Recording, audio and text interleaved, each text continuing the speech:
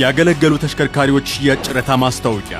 ሚድሮክ ኢትዮጵያ ኃላፊነቱ የተወሰነ የግል ማህበር ለተለያዩ አገልግሎቶች ሲጠቀምባቸው የነበሩ ተሽከርካሪዎችን ባሉበት ሁኔታ በግልጽ ጨረታ በማወዳደር መሸጥ ይፈልጋል። ስለሆነም ተሽከርካሪዎቹን ለመግዛት የሚፈልጉ ተጫራቾች አዲስ አበባ ሚሊኒየም አዳራሽ ጨረታው በአዲስ ዘመን ጋዜጣ ከወጣበት ከታህሳስ 23 ቀን 2018 ዓ.ም ጀምሮ እስከ ጥር 2 ቀን 2018 ዓ.ም ድረስ በአካል በመቅረብ የጨረታ ሰነዱን የማይመለስ 500 ብር በመክፈል መግዛት የሚችሉ ሲሆን በጨረታ ሰነዱ ላይ የተቀመጡ መስፈርቶችን በማሟላት ጥር 5 ቀን 2018 ዓ.ም ከጧቱ 2 ሰዓት ተኩል ጀምሮ እስከ ረፋዱ 4 ሰዓት ተኩል ድረስ የመረጡትን ተሽከርካሪ ዋጋ በታሸገ ኢንቨሎፕ በማዘጋጀት አዲስ አበባ ቦሌ ሚሊኒየም አዳራሽ ለዚሁ በተዘጋጀው ሳጥን ውስጥ ማስገባት ይችላሉ።